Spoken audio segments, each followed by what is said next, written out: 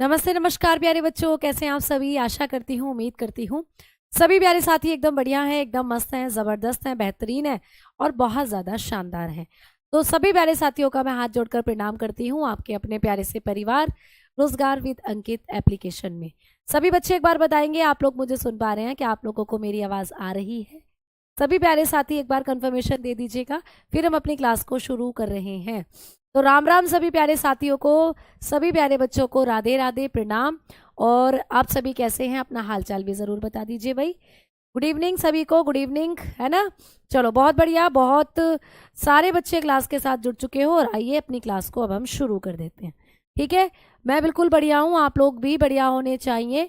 और जब सब बढ़िया रहेगा तो तभी बढ़िया से भी हमारी पढ़ाई होगी। ठीक है, तो आइए क्लास को अब हम शुरू करते हैं। तो टॉपिक आप लोगों का क्या चल रहा है, आप लोग पढ़ रहे हैं डाइजेस्टिव सिस्टम को, जिसमें मैंने कल की क्लास में आपको पढ़ाया था आपकी ईसोफेगस को, यानी आप लोगों की भोजन नली को। तो यहीं से कुछ और फैक्ट हम लोगों को पढ़ने हैं भोजन नली से। भोजन नली से ही कुछ और फैक्ट हमें पढ़ने हैं, ईसोफेगस। तो कल की क्लास में मैंने आपको कहा था कि भाई ये ईसोफेगस डांस करती है, जब इसके पास खाना पहुंचता है खाने को देखकर ये डांस करती है।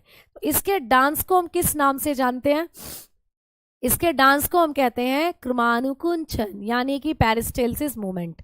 अब आपने पेरिस्टेल्सिस मूवमेंट के बारे में पढ़ लिया था कि ये वो गति है जिसके द्वारा खाना मुख से आपके पेट में ले जाकर गिरता है। ठीक है, अब जब हम इसके बारे में बात करते हैं भोजन नली के अंदर, तो इसके अंदर बेटा कोई एंजाइम नहीं बनते हैं।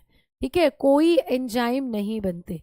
जैसे आपने पढ़ा था कि आपकी जो लार थी सलाइवा, उसमें दो एंजाइम आपने पढ़े थे, लाइसोजाइम और पेप्टिन, वो सॉरी आप लोगों का जो टोलिन था, एमाइलेज जिसको आप कहते थे, तो वो दोनों एंजाइम आपकी लार में बन रहे थे। लेकिन आपकी ये जो फूड पाइप है इसमें कोई एंजाइम नहीं बनते।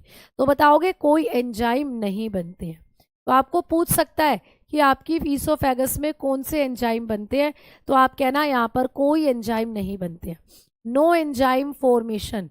ठीक है, आप लोग बताकर चलते हैं, no enzymes formation, formation take place here. ठीक है, तो यहां पर कोई भी एंजाइम नहीं बनते हैं। समझ में आ गई बात? ठीक, अब आओ दूसरा पॉइंट। अगला पॉइंट भाई, ईसोफेगस के बारे में कुछ पॉइंट हमने कल लिख लिए थे कि भाई इसकी लंबाई 25 सेंटीमीटर होती है, ये भोजन को पेट में ले जाकर गिरती है, इसके अंदर क्रमानुकुंचन गति होती है जिसके द्वारा भोजन पेट में गिरता है। अगला पॉइंट क्या है आज, कि इसमें कोई एंजाइम नहीं बनते। ठीक है, और मैम उसके बाद का पॉइंट कि यहाँ पर कोई पाचन नहीं होता, यहाँ पर कोई भी पोषक पदार्थ नहीं पचता है, कोई पाचन की क्रिया यहाँ पर नहीं होती, कोई पाचन नहीं होता। तो आपको ये भी पूछता है कि आहार नाल का वो कौन सा भाग होता है बेसिकली जहां पर कोई एंजाइम नहीं बनते और जहां कोई पाचन भी नहीं होता। तो आपकी ये जो फूड पाइप है इसमें से कोई एंजाइम नहीं निकलते और ना यहाँ पर कोई पाचन होता, सीधा खाना ऐसे खिसकता खिसकता आपके पेट में आकर गिर जाता है। तो यहाँ पर नो डाइजेशन, कोई डाइजेशन भी यहाँ पर नहीं होता है। ठीक है, तो ये पॉइंट आप लोगों को याद करने हैं, है ना भाई प्यारे बच्चों। अब बात करते हैं कि हमारी जो भोजन नली होती है ना, इसमें कितनी लेयर्स होती हैं, इसमें कितनी परतें होती हैं। तो इसके अंदर जब हमने बात करी तो यहाँ पर 4 परतें होती हैं। तो बात करेंगे, यह 4 परतों से बनी होती है, यह 4 परतों से बनी होती है। तो ये आपको पूछा जाता है कि हमारी जो फूड पाइप होती है ये कितनी परतों से बनी होती है। आपने कहा ये 4 परतों से बनी होती है। It is made up of 4 layer. ठीक है, अप ऑफ 4 लेयर्स। तो ये कितनी परतों से मिलकर बनी होती है? ये 4 लेयर्स से मिलकर बनी होती है, ये 4 परतों से मिलकर बनी है। तो ये 4 परतें कौन कौन सी हैं मैम? 4 परतों से कैसे समझाकर चलो। चलिए आइए बात करते हैं कि ये 4 परतों से कैसे बनी हुई है। तो देखो भाई, ये है तुम्हारी फूड पाइप, ऐसा समझकर चलो, ये तुम्हारी फूड पाइप की पहली परत है ऐसे। ठीक है, फिर एक परत अंदर की तरफ है ऐसे, ऐसे करके, फिर एक परत और अंदर की तरफ है ऐसे करके। ठीक है, और एक, ये कितनी परत हो गई? 3। अब जैसे मैंने एक और परत बना दी बाहर को, ऐसे ये होती है पिंक परत। तो आपकी जो फूड पाइप है तब इसके बीच में से खाना निकल कर भागता है ऐसे, ये खाने को ऐसे ऐसे फिर नीचे गिरती है इस तरीके से। इसके अंदर कुल मिलाकर 4 परतें हैं। जैसे प्याज को छीलते हो तो उसमें से परतें निकलती हैं, है ना, प्याज को जब छीलते हो तो उसकी लेयर्स निकलती चलती हैं, तो वैसे ही इसमें भी 4 परतें होती हैं। भैया मैम सबसे बाहर वाली परत को कहते हैं म्यूकोसा। क्या कहते हैं भैया? म्यूकोसा। म्यूकोसा सबसे बाहर वाली जो परत होती है इसका नाम है म्यूकोसा। मैम इसके अंदर वाली परत को कहते हैं सब म्यूकोसा। सब म्यूकोसा, ठीक है, देखो कैसे नाम है, म्यूकोसा, सब म्यूकोसा, ठीक है, ऐसे ऐसे नाम है ना। तो ये बाहर वाली परत होती है, मतलब इसके अंदर वाली परत सब म्यूकोसा। सब म्यूकोसा, ठीक है, समझ में आई बात? आगे आप लोग देखोगे तो अगली परत क्या, ऐसे समझ लो, अगली परत होती है मस्क्यूलेरिस, ठीक है, मस्क्यूलेरिस प्रोपिया या मस्क्यूलेरिस प्रोपिया इसको आप कहते हो, प्रोप्रिया, ठीक है। तो मस्क्यूलेरिस प्रोप्रिया यानी पेशीय प्रोप्रिया इसको कहते हैं, प्रोप्रिया, ठीक है, मस्क्यूलेरिस प्रोप्रिया इसको आप कहते हो। और इसके अंदर की तरफ जो आप देखते हो वो हो जाती है एडवेंटेशिया। एडवेंटेशिया, ठीक है, एडवेंटेशिया, क्लियर, एडवेंटेशिया। तो ये 4 परत इसको घेरे रहती हैं। ये 4 परत है जो आपकी फूड पाइप को घेरे रहती हैं। आपको पेपर में पूछ सकता है, ठीक है, समझ में आई बात? अब यहाँ पर थोड़ा सा सीक्वेंस आपको ये याद रखना है कि मैंने इनके जो नाम आपको लिखवाए हैं वो तो सही है, इनका सीक्वेंस थोड़ा सा मैं आपको बता देती हूँ। सीक्वेंस के अकॉर्डिंगली इनके नाम लिख लेते हैं, ठीक है। तो जैसे मैंने 4 परत बताई हैं तो आप लोग मानकर चलोगे कि एडवेंटेशिया सबसे बाहर की परत है, जिसको मैं ग्रीन कलर से बना रही हूँ, जिससे आपको चीजें समझ में आती चली जाए। तो भाई एडवेंटेशिया ग्रीन कलर से लिखा है तो मान लो ये एडवेंटेशिया जो तुम्हें दिख रही है ये सबसे बाहर की परत है ग्रीन कलर की। इसके बाद आती है आप लोगों की मस्क्यूलेरिया प्रोप्रिया। तो ये जो पीले रंग से दिख रही है ये मस्क्यूलेरिस प्रोप्रिया है, ठीक है। इसके बाद मैं बनाकर चलती हूँ ये अगले वाली ऑरेंज कलर की जो परत है आप लोगों को, ये ऑरेंज कलर की परत हो जाती है, ठीक है। और बच्चों जब हम लोग बात करते हैं यहाँ पर किसकी, ये ब्लू कलर की, तो ये हो जाती है आपकी सबसे इनर, इस तरीके से सबसे इनर मेम्ब्रेन। इस तरीके से आपको इनके नाम देखने हैं, या ऐसे स्ट्रक्चर होता है। तब इसके अंदर आपको जो खाना होता है वो ऐसे ऐसे जाता हुआ नजर आता है। तो जब आप अपनी फूड पाइप को देखते हो तो इस पर ये 4 परत आपको देखने को मिलती है। हमारी जो फूड पाइप होती हैं इस पर 4 परत पाई जाती हैं। अभी मैंने आपको लिखवाया 4 लेयर होती हैं। तो ये 4 लेयर कौन कौन सी हैं आपको पेपर में पूछ लेता है। तो आपने देखा कि ये होती हैं वो 4 लेयर्स जो आपकी फूड पाइप में आपको देखने को मिलती हैं। समझ में आ रही है बातें सभी बच्चों को? तो जब आप अपनी फूड पाइप को देखोगे इस तरीके से, देखो इस डायग्राम को, ये जो डायग्राम है आप लोगों को ऐसे एग्जाम में दे दे तो आप कैसे पहचान पाओगे चीज़ों को, आप कैसे पहचान पाओगे चीज़ों को? तो देखो ये जो आपको दिख रही है यहाँ पर ये परत जो मैंने वहां आपको अभी बनाकर दिखाई थी, तो आपकी फूड पाइप की ये 4 परत होती हैं प्यारे बच्चे। पहले नंबर पर कौन सी है? म्यूकोसा, अभी अभी मैंने लिखवाई थी, ठीक है। दूसरे नंबर की परत कौन सी है? सब म्यूकोसा। मैम तीसरे नंबर की परत कौन सी हो जाती है? तीसरे नंबर की हो जाती है मस्क्यूलेरिस प्रोप्रिया या मस्क्यूलेरिस कह देते हो। और चौथे नंबर की परत हो जाती है एडवेंटेशिया। तो नाम अजीब से जरूर लगेंगे बट ये सारी परतें आपको पेपर में आती हैं। ऐसे पूछा जाता है इसका नाम ग्रासनी है, इसका नाम ग्रास नली है प्यारे बच्चे। ग्रसनी एक अलग है, ग्रसनी कहते हैं फेरिंग्स को। ग्रसनी एक अलग चीज है जो आप लोग आपका जब मैं लंग्स पढ़ाऊंगी ना वहां पढ़ाऊंगी आप लोगों को। तो ग्रसनी अलग चीज होती है, ग्रास नली इसको कहते हैं। आपकी जो फूड पाइप है इसको आप ग्रास नली भी कह सकते हो, ठीक है। तो इस तरीके से ये आपकी फूड पाइप का एक पीस है जिसमें अलग अलग परतों को आपको दिखाया हुआ है। तो कुल मिलाकर 4 परतें होती हैं आपकी फूड पाइप पर। ये क्वेश्चन कैसे आएगा पेपर में? क्वेश्चन ऐसे बनेगा कि हमारी भोजन नलिका कितनी परतों से मिलकर बनी होती है? तो आप कहोगे 4 परतों को। अब 4 परतों का नाम भी पूछ लेगा, ऐसे पूछ लेगा कि निम्नलिखित में से कौन सी फूड पाइप के अंदर पाई जाने वाली एक परत नहीं है। तो 3 तो इनमें से दे देगा और चौथा कोई और ऑप्शन दे देगा। तो ये 4 परत होती है, याद रखना भैया, आप लोगों को याद रखना है। म्यूकोसा होती है, सब म्यूकोसा होती है, पेशी है, मस्क्यूलेरिस प्रोप्रिया होती है और फोर्थ होती है एडवेंटेशिया। ये 4 परत आपकी भोजन नली का निर्माण करती है। समझ में आ गई बात या नहीं बताओ? तो ये चारों की चारों परत आपकी भोजन नली बनाती हैं बेटा, आपकी फूड पाइप का निर्माण करती हैं, है ना। अब इनमें भी सबसे अंदर की परत कौन सी है? तो म्यूकोसा सबसे आंतरिक परत है, याद रखोगे। म्यूकोसा सबसे आंतरिक परत है, सबसे इनर है, ठीक है, इनर लेयर होती है म्यूकोसा, इतना याद रखोगे। सबसे आंतरिक परत है प्यारे बच्चे ये म्यूकोसा। तो म्यूकोसा कैसी परत होती है? सबसे आंतरिक परत है। और मैम एडवेंटेशिया सबसे बाहर की परत है। ये क्या है बच्चा? बाहरी परत है। इतना यहाँ से आपको पूछ सकता है, सबसे बाहरी और सबसे आंतरिक, ठीक है। ये सबसे आउटर है, ये आउटर लेयर है, ठीक है। तो बस इतना और याद रखना है।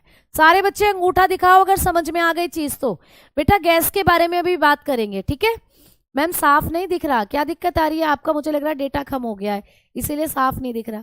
तो ये आप लोगों की फूड पाइप जो होती है उसकी 4 परतें हैं, आज रात को बैठकर याद करना है, इजी याद हो जाएंगी। म्यूकोसा, सब म्यूकोसा, मैस्क्यूलेरिस प्रोप्रिया और एडवेंटेशिया। कहाँ की परतें हैं? आप लोग कहते हो आपकी फूड पाइप की परतें हैं, जिसमें से म्यूकोसा सबसे अंदर की है और जो एडवेंटेशिया है ये सबसे बाहर की परत होती है। तो ये 4 परतें मिलकर आपकी फूड पाइप को बनाती हैं। जब डॉक्टर आपकी इस फूड पाइप की सर्जरी करते हैं ना, तो भैया इन 4 परतों को हटाना पड़ता है डॉक्टर को। समझ में आ गई बात? चलो अब चलते हैं आगे की तरफ। अब बढ़ेंगे कि मैम फूड पाइप ने जो था खाना जो है आपके पेट में ले जाकर घेर दिया। अब जितने इंपॉर्टेंट पॉइंट थे वो आपने पढ़ लिए। अब आ जाओ, पेट की बारी आती है। इसने खाना ले जाकर कहाँ गिरा? फूड पाइप ने कल ही बताया था पेट में गिरा। भाई आपकी जो फूड पाइप होती है, ये रही फूड पाइप, इसी की 4 परतें थी ये जो मैंने आपको बताई। अब खाना इसने पेट में ले जाकर गिरा, तो आ जाओ हेडिंग डालो स्टमक। अब हम हेडिंग डालेंगे हमारा स्टमक, जो आज की क्लास का टॉपिक भी है। तो भैया आ जाओ, आज हम सारी बातें इस पेट के बारे में करेंगे, जिसको आप लोग अमाशय भी कहते हो। जिसको आप लोग क्या कहते हो भाई? अमाशय। बहुत सारे क्वेश्चन बने हैं पिछली बार पेपर में, है ना, तो बहुत अच्छे से पढ़ोगे। यहां से आप लोगों को कौन कौन से फैक्ट हैं जो बनते हैं, चलिए आइए बताती हूँ। सबसे पहली बात, आप लोगों का जो पेट होता है ये कैसा है? तो आप लोग बताओगे जे के आकार की संरचना, जे के आकार की थैली नुमा संरचना, ठीक है, थैली नुमा संरचना है। तो आपका जो पेट होता है ये जे के आकार की थैली नुमा संरचना है। क्लियर? तो बताओगे बैग, जे बैग लाइक स्ट्रक्चर, ऐसे लिखना, जे बैग लाइक स्ट्रक्चर, ठीक है। तो आपका जो पेट होता है वो कैसी स्ट्रक्चर है बेटा? जैसे अंग्रेजी में कैपिटल जे बनाते हो, भाई आप लिखते हो ना जे फॉर जग, ऐसे करके जे फॉर जग। तो आपका जो पेट होता है ये जे फॉर जग के जैसा होता है। कैसे? आपको मैंने कितनी बार दिखाया है, एक बार फिर से देख लेते हैं। रुक जा, देख लो। अरे भैया ये रहा तुम्हारा पेट, तो दिख रहा है तुम्हें पेट? ऐसा लग रहा है जैसे जे बन रहा हो अंग्रेजी में, जैसे कि हम लोग जे फॉर जग पढ़ते हैं, जे फॉर जग। ऐसे नहीं लग रहा जैसे आपका पेट जे फॉर जग बन रहा हो। तो आपको पूछता है कि आपकी बॉडी का वो कौन सा अंग है जो पाचन में काम करता है और जिसकी संरचना अंग्रेजी के जे लेटर के समान होती है। तो जे लेटर के समान होता है आप लोगों का पेट। हाँ जी, ये क्विज में था और ये पीवाईक्यू क्वेश्चन भी है। ये पिछले वर्ष पूछा गया प्रश्न था कि पेट की संरचना अंग्रेजी के कौन से कैपिटल लेटर के समान होती है? जे के समान होती है, ठीक है। और पेट जो होता है आप लोगों का एक थैली है, थैली।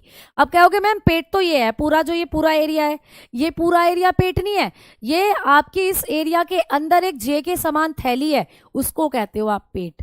तो पेट जो है आप लोगों का फ्लेक्सिबल है मैम, इसको छोटा भी कर सकते हैं बड़ा भी। जब आप झड़ाझुड़ खाते रहोगे, अंधाधुंध खाओगे, तो ये फैलता जाता है और ज़्यादा कैपेसिटी हो जाती है इसकी तुम्हारी, और फिर तुम 10-10 रोटी खानी शुरू कर देते हो। फिर ये पेट भैया ऐसे मोटा हो जाता है, जो ऐसे थुल हो जाते हैं फिर हम। और जब आप डाइटिंग पर जाते हो तो आपको जो आपके जो डाइटिशियन है वो कहते हैं कि कम खाओ, तो फिर तुम क्या करते हो? पहले 10 रोटी खाते थे, अब तुमने 5 रोटी खानी शुरू कर दी है, धीरे धीरे आप 2 रोटी पर आ गए हो। तो धीरे धीरे जैसे जैसे आप कम खाओगे वैसे वैसे सिकुड़ता चला जाएगा ऐसे, और ऐसे छोटा हो जाएगा इसका साइज। और जब ये छोटा हुआ तो कम रोटी में ही फिर ये भरना शुरू हो जाएगा। तो फिर आपकी भूख जो है वो कम रोटी में ही शांत हो जाएगी। लेकिन जो ज़्यादा खाते हैं वो प्यारे बच्चे, उनका पेट का एरिया ज़्यादा बड़ा है, तभी तो वो इतनी सारी चीज़ें संभाल लेते हैं। आप विश्वास नहीं करोगे कि हमारे मतलब एक ऐसे आदमी मैंने देखे कि उनके घर में जब भी खाना बनता था तो खीर खाते हो ना, खीर, तो खीर बाल्टी भरकर वो आदमी खा जाता था। खीर, इतनी खीर खाते थे वो। तो भैया हम एक कटोरी खा सकते हैं, मैक्सिमम 2 कटोरी खा सकते हैं, बट वो एक बाल्टी खीर खा सकता था, उसकी कैपेसिटी इतनी थी भाई। और रसगुल्ले जब कभी शादी में जाए तो वो 20-20, 25-25 रसगुल्ले खा सकता है, हम पे एक नहीं खाया जाता।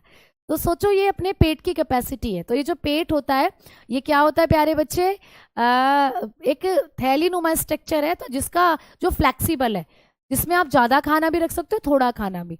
जिनकी भूख थोड़े में शांत हो जाती है उनका पेट थोड़ा है, छोटा है पाउच। जिनका जो ज़्यादा खा सकते हैं वो ज़्यादा। अब बात करते हैं कि मैम इसका साइज कितना होता है। आपका जो पेट होता है इसके आकार की जब हम लोग बात करते हैं तो पेट का जो आकार होता है इसका साइज बेसिकली आप लोग मानते हो कि 20-30 सेंटीमीटर का ये पूरा पाउच होता है। ठीक है, तो मैंने कहा जैसे कि एक थैलीनुमा संरचना है तो इसका जो साइज है वो 20 से 30 सेंटीमीटर का हो सकता है। आगे हम बात करेंगे कि मैम हमारा जो स्टमक होता है, हमारा जो पेट होता है, ठीक है, इस पेट के बारे में आप और चीजें हमें बताएंगी। तो स्टमक जो होता है हमारा, इसके अंदर कौन कौन सी चीजें पाई जाती हैं, ये पाचन कैसे करते हैं, पाचन में इसका क्या महत्वपूर्ण रोल है। लेकिन उससे पहले मैं बता देती हूँ, एक क्वेश्चन आता है कि जुगाली करने वाले जो जानवर होते हैं, जुगाली तो जानते हो, रूमिनेंट, जो ऐसे मुंह को चला, मतलब तुमने देखा है गाय भैंस अपना तसल्ली में बैठ जाती हैं और अपना उन्हें कुछ काम तो करना नहीं है, ना उन्हें सरकारी नौकरी की तैयारी करनी, ना उन्हें झाड़ू लगानी, ना उन्हें पोछा लगाना, ना उन्हें खाना बनाना। उनके लिए हम चारा डाल देते हैं और वो अपना चारे को खाकर मस्त बैठी रहती हैं और ऐसे चलाती रहती हैं, आम, आम, आम। अपने मुंहों को बस चलाती रहती है, च्युइंगम से चबाती रहती हैं गाय भैंस।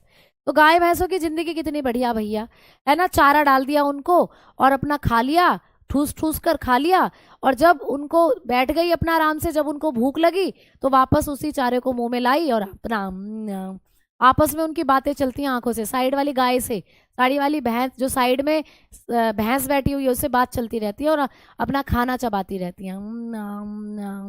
मतलब जुगाली करने वाले जानवर वो जो जुगाली करते हैं, है ना। तो ऐसे जानवरों का जो पेट है वो 4 सेक्शन में बटा रहता है।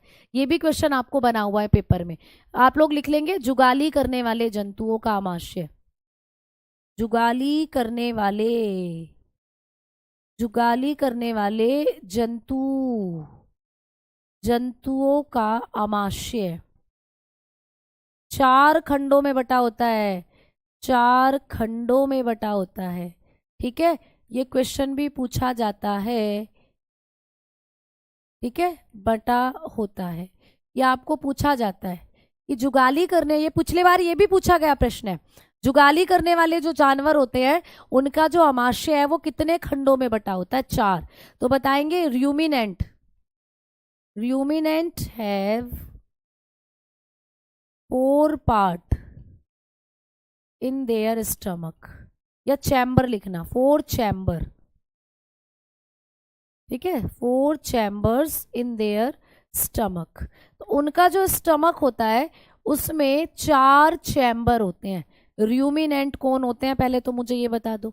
रूमिनेंट मतलब जुगाली करने वाले, गाय, भैंस, बकरी, घोड़ा, ये सब क्या करते हैं, जुगाली। मैंने लिख दिया गाय, बेटा भैंस, है ना, और भैया बकरी, ठीक है, और घोड़ा। आवाज निकालो इनकी।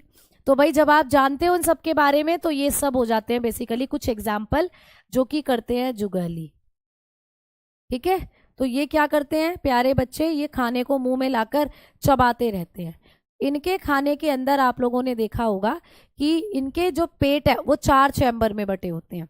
ये प्रश्न आपको पेपर में पूछा गया है कि जुगाली करने वाले जो जानवर हैं इनका जो पेट है, इनका जो आमाशय है वो कितने कक्षों में बटा होता है, 4 कक्षों में बटा होता है।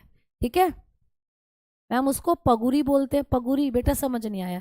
जुगाली क्या है मैम? मैं बार बार जुगाली करके दिखा रही हूँ, तुम्हें समझ ही नहीं आ रहा। जुगाली करने वाले जानवर होते हैं जो बैठकर तसल्ली से अपने खाने को ऐसे चबाते रहते हैं।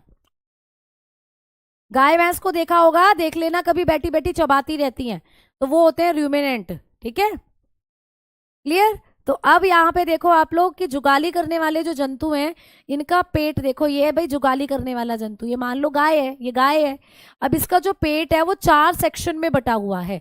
देखो कैसे कैसे। एक सेक्शन ये है जिसको कहते हैं र्यूमेन। आपको पूछ सकता है कि जुगाली करने वाले जानवरों का पेट 4 कक्षों में है, तो पहला चैम्बर हो गया र्यूमेन। ये पिंक वाला र्यूमेन है बेटा, जितना भी ये पिंक वाला दिख रहा है, ये जितना भी आपको पिंक वाला एरिया दिख रहा है, र्यूमेन है। र्यूमेन जो सबसे बड़ा चैम्बर होता है, सबसे बड़ा। ठीक है, फिर होता है ओमसम। ठीक है,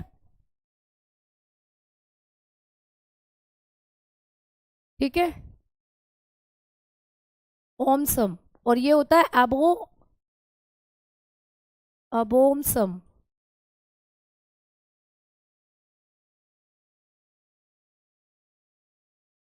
ठीक है, ये हो गया। और ये होता है रेटिक्यूलम।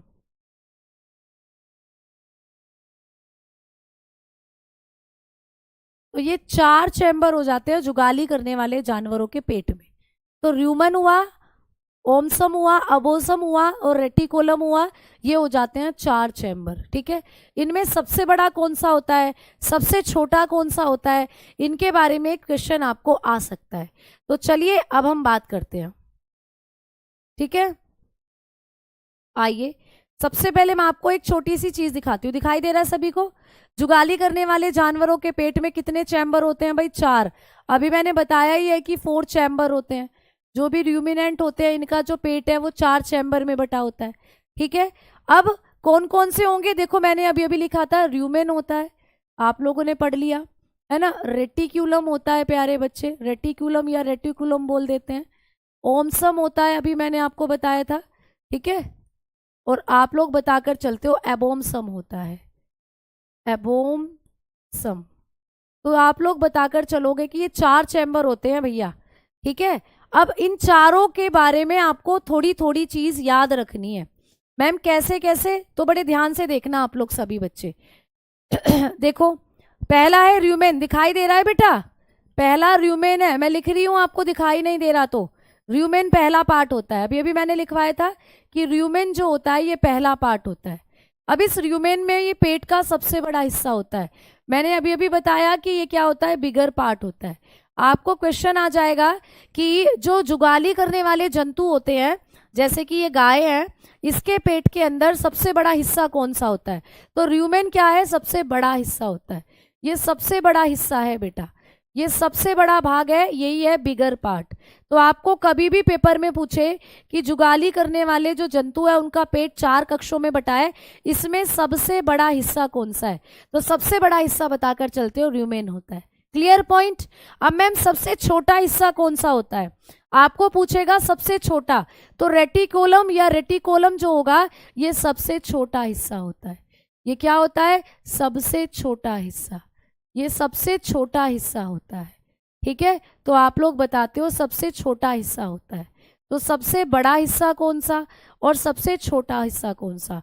तो बताते हो ये स्मॉलेस्ट पार्ट होता है।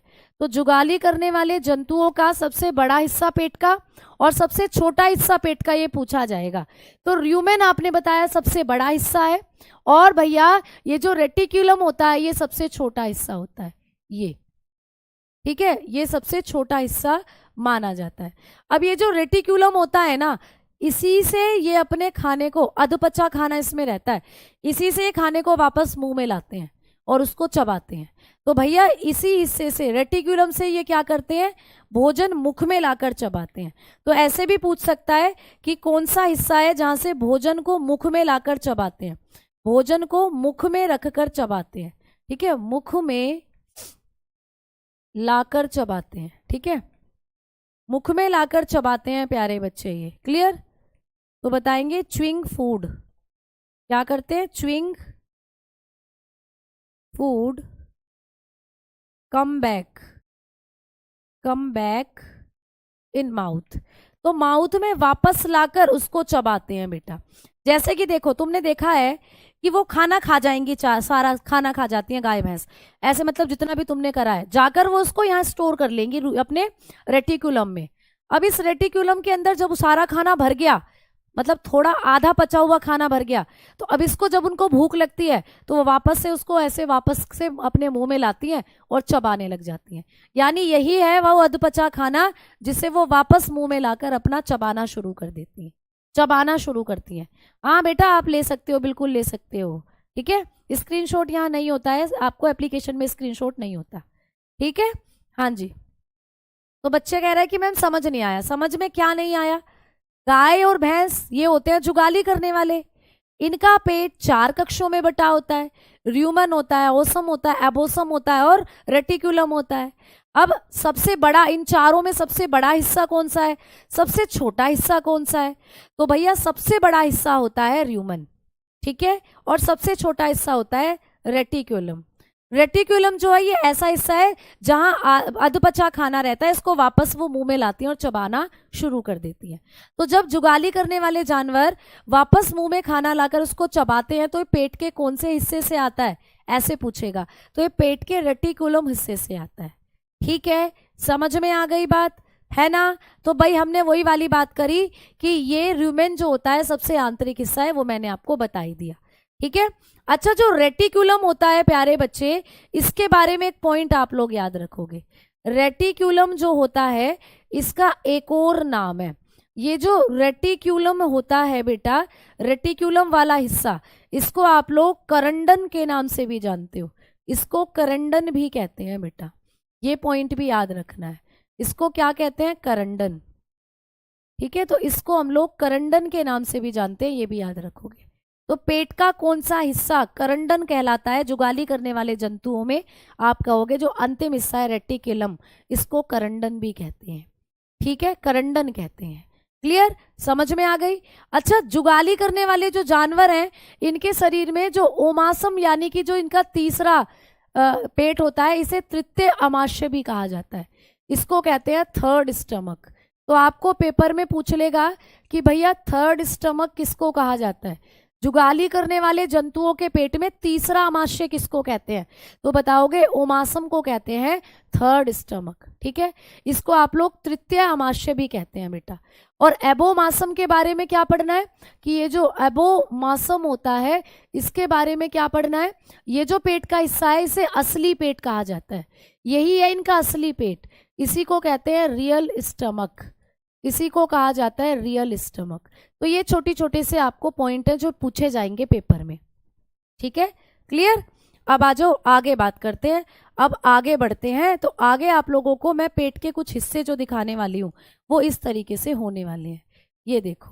ठीक है, तो ये जो पेट के हिस्से हैं इनको अब हम देख सकते हैं। आप लोगों का ये जो आप लोगों का पेट होता है, ठीक है, इस पेट के अंदर भी कुछ परत आप लोगों की पाई जाती है।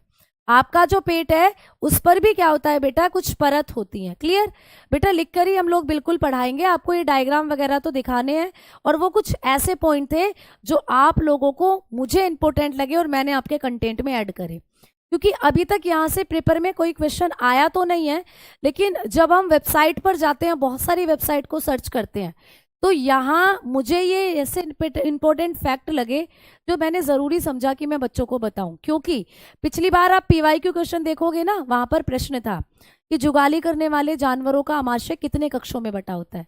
अब इन कक्षों के नाम भी आ सकते हैं और इन कक्षों से रिलेटेड कुछ इंपॉर्टेंट फैक्ट भी आ सकते हैं इस बार पेपर में। तो मैं चाहती हूँ कोई भी फैक्ट आप छोड़े ना, तो इसीलिए मैंने आप लोगों को ये सारे फैक्ट जो वेबसाइट से कलेक्ट करे थे वो मैंने आप सब आपको बताए हैं। ठीक है, तो ये चीजें मैं आपको बताती इसलिए चल रही हूँ क्योंकि आपके एग्जाम में आ सकते हैं बेटा। क्लियर? हाँ, आ जाओ आगे बात करते हैं। अब हमने बात करनी है अमाशय की परतों की, तो ये पॉइंट तो आपने पढ़ ही लिया। अब आ जाओ अगला पॉइंट पढ़ेंगे, अमाशय की परतें। अमाशय की परतें, आपका जो अमाशय है इसमें भी बहुत सारी परतें होती हैं। अमाशय की परतें है ना, लेयर्स ऑफ स्टमक। भाई आपका जो स्टमक है वो भी बहुत सारी लेयर्स का बना होता है। ठीक है, जैसे आपको अभी अभी मैंने बताया कि आपकी ये जो फूड पाइप है, अगर इसको हम देखें तो 4 परतें यहाँ से निकलेंगी। वैसे ही जब डॉक्टर आपके पेट को काटते हैं तो आपका पेट भी 4 परतों से निकलता है। आपके पेट में भी 4 परतें होती हैं। तो आपके स्टमक में भी कितनी परतें होती हैं? 4 परतें। आपके स्टमक में भी कितनी परतें हैं? 4 परतें हैं, 4 लेयर। तो हमारा आमाशय जो होता है ये भी 4 लेयर्स में डिवाइडेड होता है। कौन कौन सी परतें होती हैं आपके आमाशय की? तो यहाँ पर भी सेम ही परतें हैं, है ना। पहले नंबर पर वही होगी म्यूकोसा, म्यूकोसा जो आपकी इसमें ईसोफेगस में भी थी, म्यूकोसा। पहली परत हो गई म्यूकोसा। दूसरी परत हो जाती है सब म्यूकोसा, सब म्यूकोसा। तो भैया पेट की भी वही परतें हैं, है ना, सब म्यूकोसा। पेट की भी वही परतें जो आपकी फूड पाइप में थी, ठीक। तीसरी हो जाती है मस्क्यूलेरिया, है ना, मस्क्यूलेरिस या मस्क्यूलेरिया, मस्क्यूलेरिया या इसको कहते हैं पेशीय, पेशिया, ठीक है। और 4th नंबर पर हो जाती है सिरोसा, सिरोसा। आपकी फूड पाइप की 4th नंबर की परत क्या थी? पता, फटाफट बताओ सारे बच्चे। सिरोसा। 4th नंबर की आपकी फूड पाइप जो थी उसकी 4th नंबर की परत कौन सी थी? बताओ सारे बच्चे, मुझे कमेंट सेक्शन में बताओ, ठीक है कि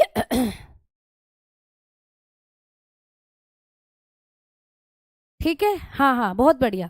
तो अब मुझे बताएंगे सारे बच्चे कि आप लोगों को अभी अभी मैंने फूड पाइप की 4 परतें बताई थी।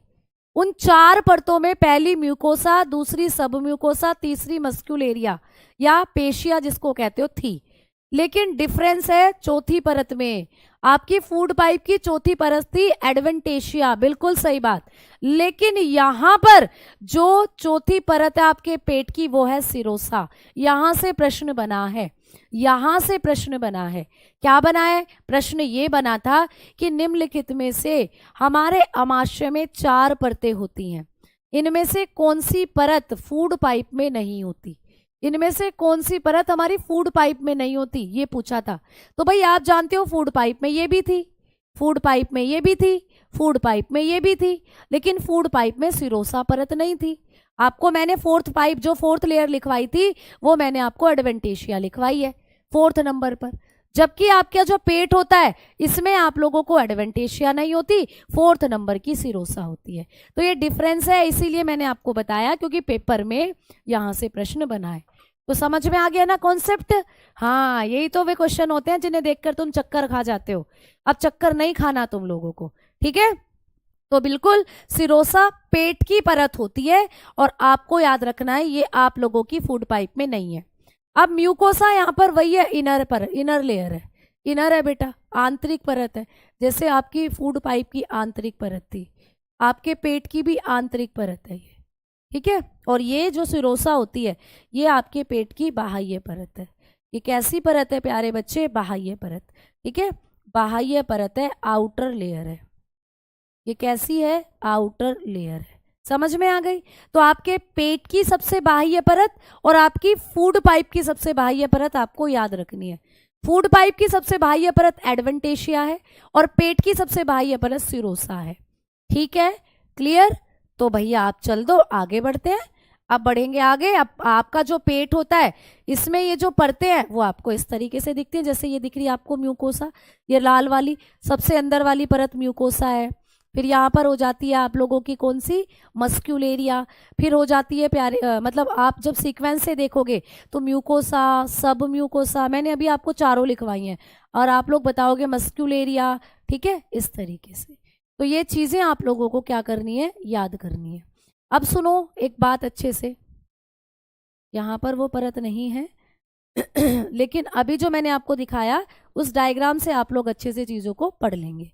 अब चलते हैं आगे की तरफ और बात करते हैं कि मैम हमारा जो आमाशय होता है इसकी परतें भी हमने पढ़ ली, अब आमाशय का काम बताओ कि पाचन की प्रक्रिया में हमारा पेट क्या काम करता है। तो अब बात करते हैं फंक्शन ऑफ स्टमक। अब बात करते हैं फंक्शंस ऑफ स्टमक। आपका जो स्टमक है वो क्या काम करता है? आमाशय के कार्य, ठीक है, आमाशय क्या काम करता है? भाई आपको पता है आपका आमाशय पाचन की क्रिया करता है। तो कौन कौन सी चीजें आपके आमाशय में पाई जाती हैं? चलिए आइए बात करते हैं। जब आप अपने आमाशय की बात करते हैं तो आपके आमाशय में 3 चीजें हैं जो आपको पढ़नी है। एक तो आपके पेट में बनता है गैस्ट्रिक जूस, एक तो आपके पेट में बनता है प्यारे साथियों गैस्ट्रिक जूस, जिसको कहते हो जठर रस। जठर रस आपके पेट में बनता है भैया, जठर रस। क्या बनता है बेटा? जठर रस। दूसरा आपके पेट में क्या बनता है? HCl बनता है। HCl जिसको कहते हो हाइड्रोक्लोरिक एसिड। Hydrochloric acid. प्रश्न बना है कि भैया हाइड्रोक्लोरिक एसिड कहाँ होता है, तो आप कहते हो आपके पेट में होता है। हाइड्रोक्लोरिक अम्ल। हाइड्रोक्लोरिक अम्ल हमारे पेट में कौन सा अम्ल पाया जाता है बेटा? बताना आप लोग कि हमारे पेट में होता है HCl। बहुत बार आपको एग्जामिनेशन में पूछा गया प्रश्न है, इंपॉर्टेंट है, PYQ है। ठीक है, आओ आगे बात करते हैं। तीसरा है एंजाइम। तीसरा है प्यारे बच्चे एंजाइम, यानी कि आपका जो पेट है इसमें भी कुछ एंजाइम्स पाए जाते हैं। आपके पेट में पाए जाते हैं कुछ एंजाइम। ठीक है, अभी मुझे पेट के बारे में बहुत फैक्ट बताने हैं आपको। बेटा आपके पेट में भूख कैसे लगती है ये भी बताना है। जब मैं आपको ये सब पढ़ा लूं तो उसके बाद मुझे याद दिलाना कि मैं भूख के बारे में कुछ बता रही थी। ठीक है, घर्लिन। घर्लिन नाम का एक आपके पेट के अंदर एंजाइम निकलता है जो आपको भूख का एहसास कराता है। ठीक है, बेसिकली घिरलिन एक हार्मोन है, मैं आपको बताऊंगी। तो चलो बात करते हैं अब हम लोग कि यहाँ पर आपका जो पेट होता है इसके अंदर अगर हम लोग बात करें तो 3 चीजें मिलती हैं, गैस्ट्रिक जूस, HCl और एंजाइम। जब मैम गैस्ट्रिक जूस की बात करते हैं तो ये क्या होता है? तो गैस्ट्रिक जूस जो होता है ये होता है पानी प्यारे बच्चे, पानी। पानी में जब HCl मिला दो और पानी में कुछ एंजाइम मिला दो, इन तीनों चीजों का मिश्रण होता है बेटा ये आप लोगों का गैस्ट्रिक जूस। तो गैस्ट्रिक जूस जो होता है ये होता है पानी, उसमें HCl और एंजाइम। तो मैंने कहा आप लोग जब पानी पीते हो, पानी पीते हो ना, वो पानी पेट में जाता है। ठीक है, वो पानी कहाँ जाता है? आप लोगों के पेट में। बफरिंग तो नहीं हो रही है बेटा? शशांक सिंह जी बेटा, हाँ जी ऐसा समझ सकते हो भाई, जमाने से अलग चलना है तो स्मार्ट बनना पड़ेगा। ठीक है, तुम्हें दूसरे बच्चों की तरह पढ़ाई करोगे तो सिलेक्शन थोड़ी होना है, कुछ अलग करना पड़ेगा तभी तो सिलेक्शन ले जाओगे। ठीक है, क्लियर? चलो अब बड़े ध्यान से समझो बेटा।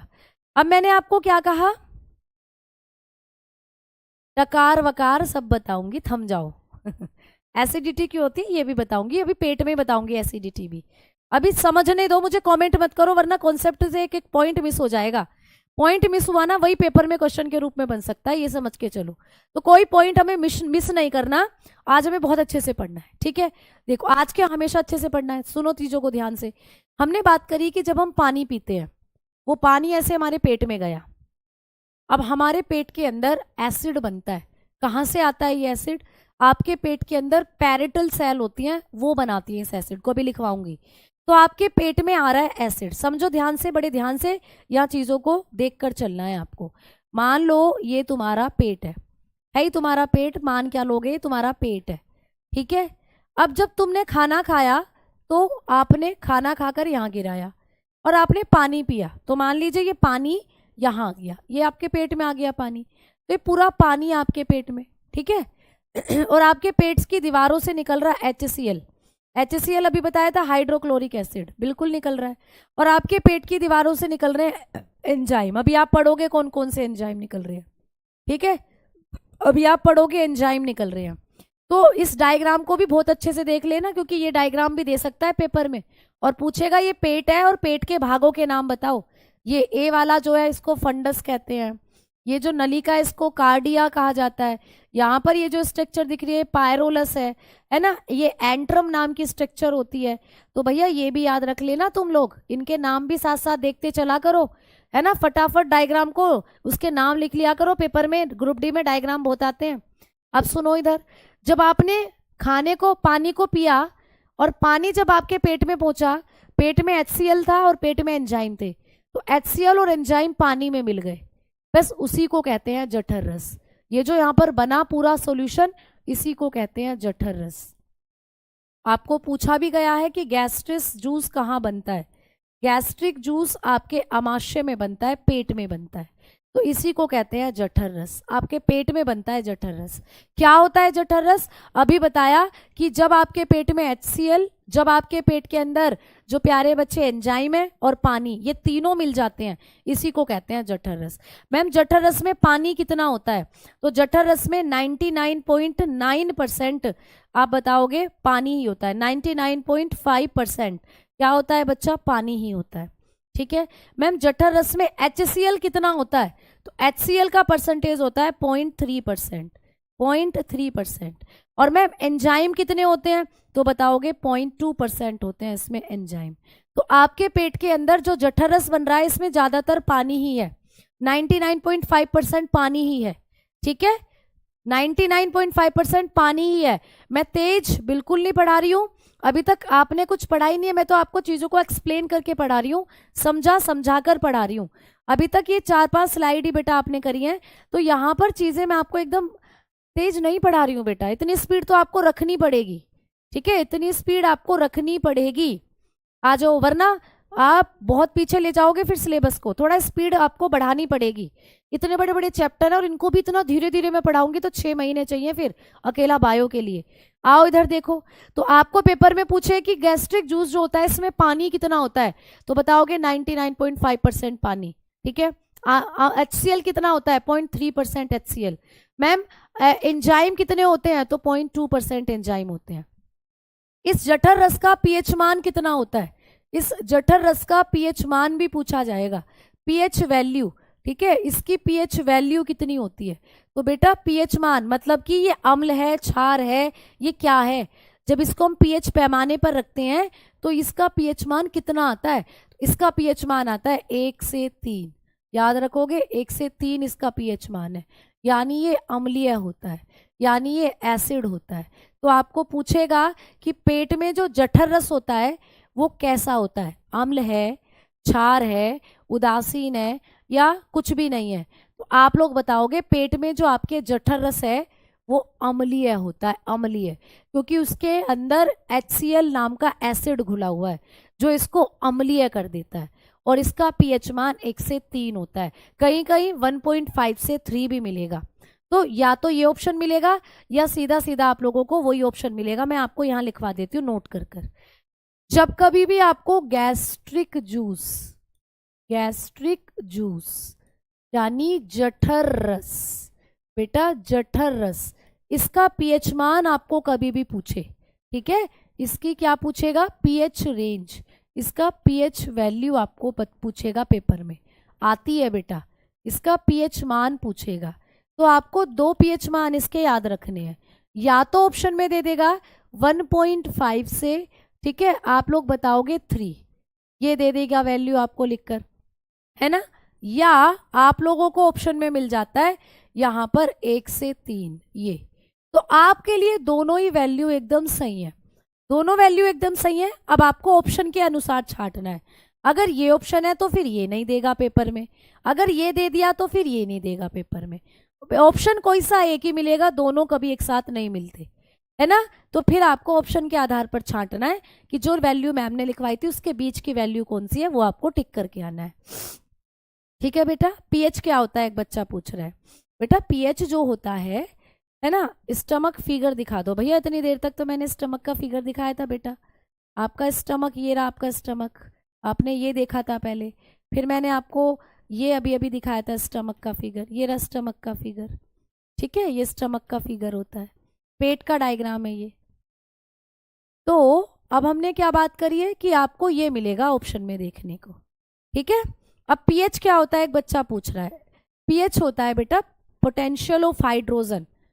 हमारे शरीर में जितने भी जूस बनते हैं ना, जब आप उनको पीएच स्केल पर रखते हो, पीएच स्केल ये बताता है कि किसका पीएच मान कितना है, कौन अम्ल है, कौन क्षार है, कौन उदासीन है, ये बताता है पीएच मान, पीएच स्केल जो आप केमिस्ट्री में पढ़ते हो। तो कई बार ऐसे क्वेश्चन आ जाते हैं कि हमारे पेट में जो जठर रस बन रहा है, जब इसको हम पीएच स्केल पर रखेंगे तो कितने नंबर पर रुकेगा आकर, तो आप बताते हो 1.5 से 3 के बीच में रुकता है या 1 से 3 के बीच में। तो 1 से 6 मतलब 0 से 6 तक जो वैल्यू होती है उसको आप अम्ल मानते हो। या आप केमिस्ट्री में पढ़ोगे, मान लो ये है पीएच स्केल, इस पर नंबर लिखे होते हैं 0, 7 और 14 ये नंबर लिखे होते हैं इस पर। तो जब इस पे आप जठर रस को डालते हो तो जठर रस ऐसे ऐसे ऐसे ऐसे लुढ़कता लुढ़कता 1 से 3 के बीच में रुकता है आकर। तो इसका पीएच मान कितना हो जाता है? 1 से 3 हो जाता है। ये होता है पीएच मान। तो 1 से 3 या 0 से 7 के बीच में जो चीज आती है उसको अम्ल मानते हैं हम, उसको हम एसिड मानते हैं। तो आपको दिख रहा है कि ये भी तो 1 से 3 के बीच में, मतलब 7 के और 0 के बीच की वैल्यू है ये भी, तो इसीलिए इसको हम अम्ल मानते हैं, अम्लीय होता है वो। एकदम 7 पर कोई चीज रुक जाए तो वो उदासीन होती है। ये आप केमिस्ट्री में पढ़ते हो बेटा चीजें, ये बायोलॉजी का टॉपिक नहीं है, ये केमिस्ट्री का है। लेकिन मैं फिर भी आपको बता रही हूँ कि पीएच वैल्यू क्या है। इस स्केल पर जब हम किसी भी चीज को रखते हो तो वो आपकी पीएच वैल्यू होती है। 7 से 14 के बीच में कोई चीज आती है तो उसको बेस मानते हैं, क्षार मानते हैं। ठीक है, समझ में आ गई बात? ये होता है पीएच स्केल। ठीक है, हाँ सोरेनसन ने इसको ढूंढा था बिल्कुल। आ जाओ, अब हम आगे बात करते हैं। अब आपका जो पेट होगा इसके अंदर क्या होता है? आपके यहाँ जठर रस होता है। जठर रस से क्या क्या याद रखना है कि ये किस किस इसका कॉम्पोजिशन, कि भाई इसमें पानी है, HCl है और एंजाइम है। और दूसरा इसका पीएच मान कितना है? तो आपने कहा 103 है, या 1.5 से 3 भी आप बता सकते हो। अब बात करनी है HCl के बारे में। यहाँ से भी क्वेश्चन बहुत बनते हैं, यहाँ से आपको पीवाई को क्वेश्चन बना हुआ है। चलिए आइए बात करते हैं HCl के बारे में। हेडिंग डालेंगे HCl। HCl हाइड्रोक्लोरिक एसिड, क्या कहते हैं इसको? हाइड्रोक्लोरिक अम्ल, इसको कहते हैं हाइड्रोक्लोरिक एसिड, हिंदी में हाइड्रोक्लोरिक अम्ल। हाइड्रोक्लोरिक अम्ल है ये। ठीक है, अब ये जो हाइड्रोक्लोरिक अम्ल होता है इसके बारे में जब हम लोग बात करेंगे तो आपको यहाँ पर क्या समझना है? आपको समझना है कि पहला पॉइंट कि मैम इसको हमारे पेट के अंदर कौन सी कोशिकाएं निकालती हैं। पेपर में पूछा गया प्रश्न कि हाइड्रोक्लोरिक एसिड कहाँ होता है? तो पेट में होता है। तो पहले लिख लो, यह अमाशय में पाया जाता है। ये कहाँ होता है? अमाशय में पाया जाता है। आपने लिख लिया कि आपके पेट में होता है, अमाशय में पाया जाता है। हाइड्रोक्लोरिक एसिड आपके शरीर में कहाँ होता है? आप कहोगे अमाशय में। इट इज प्रेजेंट, आप लोग बताकर चलेंगे, it is present in stomach. तो ये आपके स्टमक में होता है। ठीक है, समझ में आ गई बात? दूसरा पॉइंट कि मैम ये आपके पेट में होता है, तो इसको पेट के अंदर से कौन सा हिस्सा, कौन सी कोशिकाएं निकालती हैं इससे पेट से? तो लिखा बताओगे, यह है अमाशय की, यह है अमाशय की पेरिटल। ठीक है, पेरिटल कोशिकाओं द्वारा बनता है, कोशिकाओं द्वारा निकाला जाता है। यह अमाशय की पेरिटल कोशिकाओं द्वारा निकाला जाता है। आपको क्वेश्चन आता है कि हमारे पेट के अंदर वो कौन सी कोशिकाएं हैं जो HCl को बनाती हैं? तो आपने कहा अमाशय की पेरिटल कोशिकाएं इसको बनाती हैं बेटा। तो आपके पेट के अंदर जो पेरिटल सेल है वो निकालती हैं इसको। It secreted by parietal cell of stomach. आपके स्टमक के अंदर पेरिटल कोशिकाएं पाई जाती हैं, उनसे ये निकाला जाता है बेटा, उनसे निकलता है ये HCl। बहुत अच्छा क्वेश्चन है, बहुत इंपॉर्टेंट क्वेश्चन है ना, कि हमारे पेट की कौन सी कोशिकाएं HCl को निकालती हैं? तो आप कहते हो पेरिटल कोशिकाएं, पेरिटल कोशिकाएं। ठीक है, समझ में आ गई? बायो में 8 से 9 क्वेश्चन आते हैं, 8 से 9 क्वेश्चन, और बहुत इंपॉर्टेंट फैक्ट बताकर चल रही हूं, डेफिनेटली गारंटी दे रही हूं। अगर क्लास को कर लिया ना किसी बच्चे ने, जितना भी मैं आपको पढ़ाऊंगी, पेपर बाहर जाएगा ही नहीं। ठीक है, समझ में आई बातें? एक एक फैक्ट को बस सुनो, एक एक फैक्ट को बस देखो और समझो। मैं डायग्राम भी यहाँ दिखाती हूँ, तो डायग्राम को भी बड़े ध्यान से देखा करो। बायोलॉजी की क्लास में ध्यान इधर उधर नहीं जाना चाहिए तुम्हारा, बिल्कुल पढ़ाई पे रखो। एज इट इज पेपर को जब देखा होगे ना, बायो के क्वेश्चन करके आओगे, कहोगे मजा ही आ गया। आओ इधर, आगे हमने बात करी है तीसरा पॉइंट। हमने बात करी कि ये जो हाइड्रोक्लोरिक एसिड होता है इसका काम क्या होता है, या ये डेली हमारा जो पेट है जब इसको निकालता है तो ये काम क्या करता है हमारा पेट, ठीक है। तो आज वो बात करते हैं, यह आमाशय की पैरेटल सेल से निकलता है और इसके अब फंक्शन की बात करते हैं, इसके कार्य की बात करते हैं कि इसको पेट क्यों बनाता है, ये हमारे पेट में क्यों निकलता है, इसका काम क्या है। तो बच्चा इसका काम होता है, पहला काम तो ये जीवाणु को मारता है, ठीक है, जीवाणु को मारना इसका काम होता है, जीवाणु को मारता है, ठीक है। आपके पेट में जो बैक्टीरिया आ गए हैं, आपके पेट में जो जीवाणु हैं उनको मारता है ये। तो ये क्या करता है, किल बैक्टीरिया, किल बैक्टीरिया, ये जीवाणु को मारता है बेटा, क्या करता है, जीवाणु को मारता है, बैक्टीरिया को मारता है। क्लियर। चलो दूसरा पॉइंट क्या कि ये खाने को अम्लीय बनाता है। भैया अम्ल है, ये भी तो एक अम्ल है, जो पेट में खाना गया उस खाने में ही मिल जाता है, खाने को कैसा बना देता है, अम्लीय बना देता है। तो बताओगे भोजन को अम्लीय बनाता है, भोजन को अम्लीय बनाता है। इसका दूसरा काम क्या होता है, भोजन को अम्लीय बनाता है। भैया खुद एक अम्ल है ना, खुद एक एसिड है, ये तो खाने में मिल जाता है और खाने को भी अम्लीय बना देता है, भोजन को अम्लीय बनाने का काम करता है ना। आप लोग वहां लिखेंगे make food acidic, make food acidic, खाने को एसिडिक बना देता है, क्योंकि खुद एसिड है, खाने में मिल जाता है तो खाना भी एसिडिक हो जाता है। और इसका तीसरा काम है और बहुत इंपॉर्टेंट काम है, ये एंजाइम को सक्रिय करता है। देखो इधर सुनो, खाने को क्या बनाया इसने, अम्लीय बनाया, और तीसरा काम एंजाइम को सक्रिय करता है। देखो मैंने अभी भी कहा कि आपके पेट में HCl है और आपके पेट में एंजाइम भी होते हैं, ये रे एंजाइम। तो मैम ये जो पेट में एंजाइम है ये तभी जागेंगे जब HCl इनके पास जाएगा और कहेगा भाई साहब जरा उठोगे। एंजाइम कहते हैं क्या हुआ, तो HCl कहता है भाई साहब खाना आ गया, जो खाना आपने ऑर्डर करा था खाना आ गया। तो ये कहते हैं एंजाइम अच्छा आ गया खाना, चलो तो पचा देते हैं उसे। तो तब एंजाइम उठकर चलते हैं और खाने को पचाते हैं।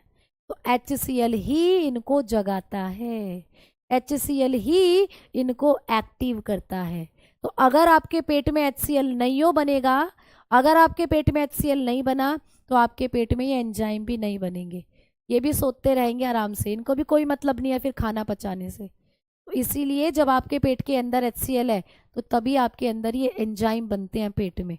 तो इस HCl का काम क्या होता है, एंजाइम्स को जगाना, ठीक है, ठीक है। चलो तो इनका काम होता है एंजाइम को सक्रिय करना। तो तीसरा काम होता है एंजाइम को सक्रिय करना, एंजाइम को प्यारे बच्चे सक्रिय करना, ठीक है। तो इनका तीसरा काम होता है एक्टिवेट एंजाइम, एक्टिवेट एंजाइम, ठीक है। क्लियर, समझ में आई बात। तो यहाँ पर HCl ने कितने काम करे, HCl जो कि आपके आमाशय में पाया जाता है, ठीक है, जो कि आमाशय की पैरेटल कोशिकाएं बनाती हैं, और ये HCl क्या करता है, भोजन को अम्लीय बनाता है, बैक्टीरिया को मारता है और एंजाइम को सक्रिय करता है। क्या मैम सारे एंजाइम को सक्रिय करेगा, नहीं नहीं, जो पेट में बन रहे हैं उनको सक्रिय करेगा। ये पेट में है तो पेट तक का ही काम करता है, आगे काम करने से मना करता है, कहता है पेट के अंदर हूं तो पेट के एंजाइमों को ही जगाऊंगा, तो पेट के एंजाइमों को जगाने का काम करता है, ठीक है। क्लियर। चलो आओ आगे बात करते हैं। अब आप लोगों का जो पेट है, जब इसके अंदर हम लोग बात करते हैं कि आप लोगों के पेट के अंदर जो पैरेटल सेल होती हैं बेसिकली वो क्या कर रही होती हैं, आप लोगों के पेट के अंदर जो ये है HCl, इसका निर्माण कर रही होती हैं, ठीक है। तो आपका जो पेट होता है बेसिकली, इसमें जब हम लोग बात करते हैं कि आप लोगों का जो खाना है वो जब डाइजेस्ट होता है तो HCl एंजाइम को एक्टिवेट करेगा और एंजाइम उसको जब क्या करेंगे, पचाने का काम करेंगे। अब आपके पेट में ना कुछ विशेष कोशिकाएं सॉरी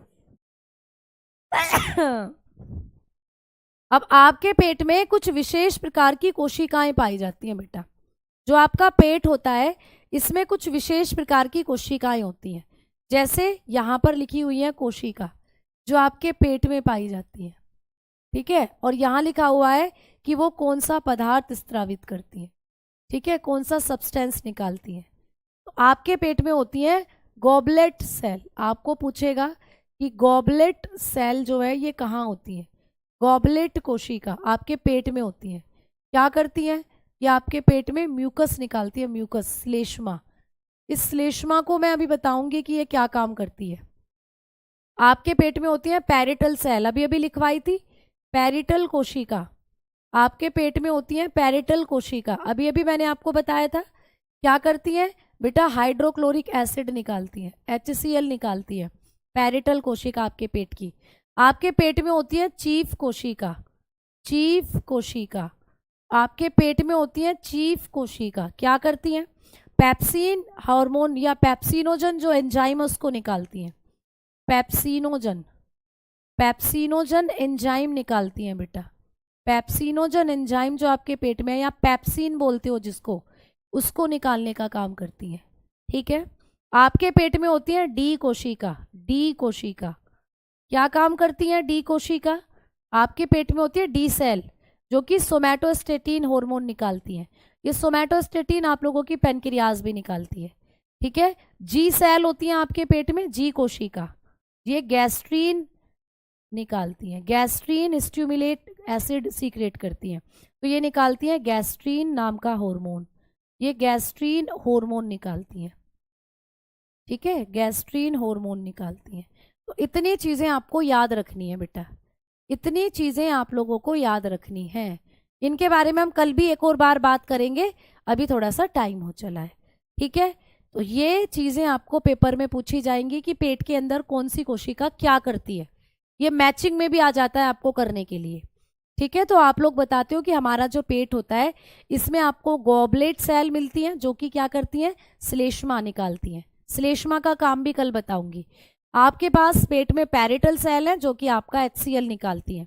आपके पास चीफ कोशिकाएं हैं जो कि पेप्सिनोजन एंजाइम निकालती हैं। आपके पास डी कोशिकाएं होती हैं जो क्या करती हैं? सोमैटोस्टेटिन, सोमैटोस्टेटिन लिख लो, वैसे आप लिखना चाहते हो तो सोमैटोस्टेटिन हार्मोन। ठीक है, सोमैटोस्टेटिन निकालती है, स्टेटिन।